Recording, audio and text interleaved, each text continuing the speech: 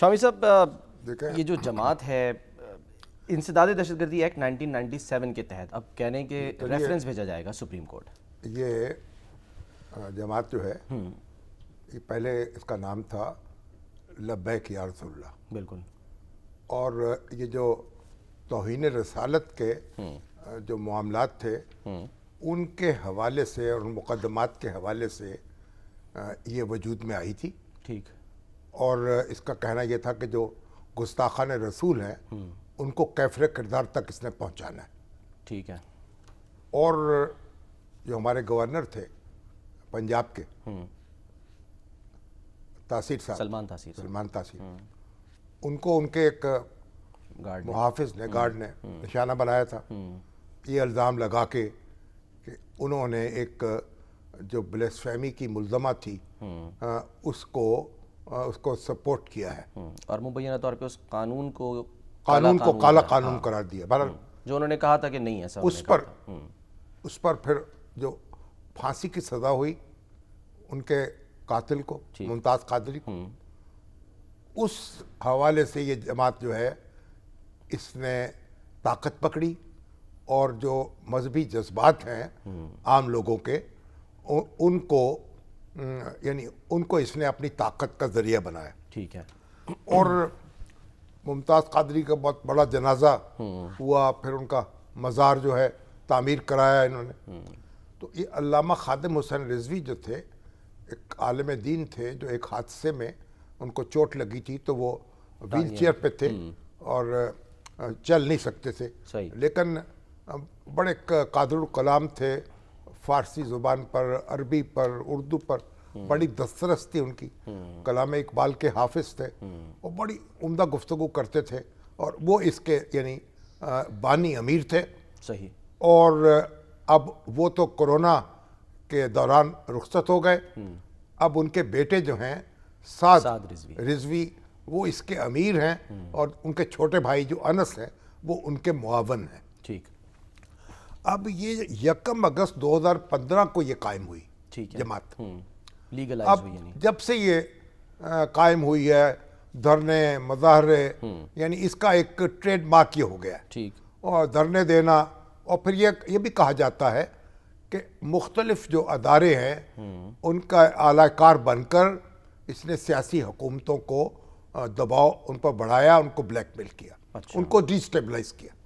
اور شاہد خاقان عباسی صاحب کی جب حکومت تھی تو فیض آباد پہ دھرنا دیا اور اس کے نتیجے میں پھر آپ کو پتہ ہے جو حالات پیدا ہوئے اور اس وقت جو رینجرز کے افسر اعلیٰ تھے وہ ان کے ورکرز کو یعنی پیسے دیتے ہوئے واپسی کا ٹکٹ لے لیجئے. سر وہ اس میں صرف ایک چھوٹی سی کلیریفیکیشن کر لیں یا کیونکہ وہ میری کچھ لوگوں سے بات ہوئی جو کہ کرتا دھرتا تھے رینجرز کے انہوں نے یہ کہا تھا کہ دیکھیں ہمارے پاس ایک پیٹی کیش اماؤنٹ ہوتا ہے اپنے اہلکاروں کو دینے کے لیے.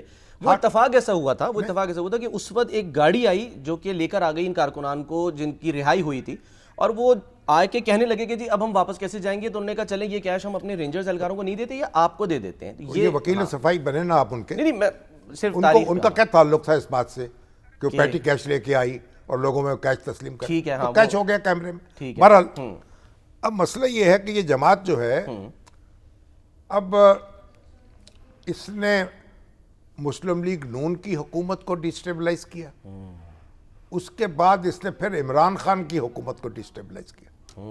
تو عمران خان کی حکومت میں اس پر پابندی لگائی گئی 2021 میں اپریل 2021 میں. بالکل 15 اپریل 2021. اسی اینٹی ٹیررزم ایکٹ کے تحت پابندی لگائی گئی جس کے تحت آج لگائی گئی ہے. لیکن پھر چند ماہ کے بعد وہ نیگوشیٹ کر کے انہوں نے پابندی واپس لے لی. ٹھیک ہے. اب اس کی طاقت اس کو کہتے یہ ہیں کہ اس نے مسلم لیگ نون کو کمزور کیا.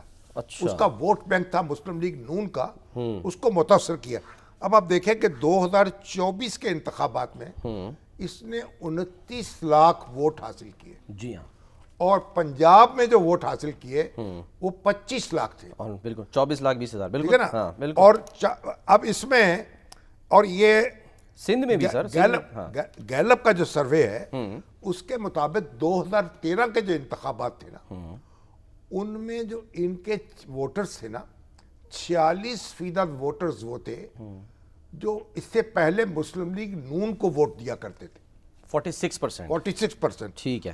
اور اس میں 11% وہ تھے ایم کیو جو ایم کیو ایم کو ووٹ دیا کرتے تھے. ٹھیک ہے. اور اس میں 7% وہ تھے جو پیپلز پارٹی کو یا پی ٹی آئی کو ووٹ دیتے تھے. بالکل ٹھیک ہے. تو یہ اس جماعت نے جو پی ایم ایل این ہے اس کے ووٹ بینک کو متاثر کیا ٹھیک. اور اس کا کمزور کیا. ٹھیک ہے. یعنی لیکن بہرحال اب اس کی آپ آرگنائزیشن کا اندازہ لگائیں کہ 2019 میں اس کے جو ٹویٹر اکاؤنٹس تھے نا اس کے متعلقین کے وہ 17,200 تھے بالکل اس وقت. یعنی سوشل میڈیا پہ یہ اتنی ایکٹیو جماعت ہے. بالکل. تو اب دھرنے دینا، پولیس والوں کو زد و کوب کرنا، پولیس کو نشانہ بنانا، سڑکیں بلاک کر دینا، یہ سارا اس کا جو ہے اس کا ٹیکٹکس تھے. اور پہلے بھی جب اس کو بین کیا گیا اس وقت بھی پولیس والے جو تھے وہ اس کا نشانہ بنے تھے. بالکل. سر اب بہرحال پنجاب حکومت نے بڑی شدت سے کارروائی کی ہے اگرچہ، اور ان کا کہنا یہ ہے کہ یہ عظمہ بخاری صاحبہ نے اس تفصیل بھی بیان کی ہے کہ انہوں نے کیا کیا کچھ کیا ہے. اور بہرحال یہ سارے تو ابھی تک تو پھر اب ان کے اپنے الزامات کہیں گے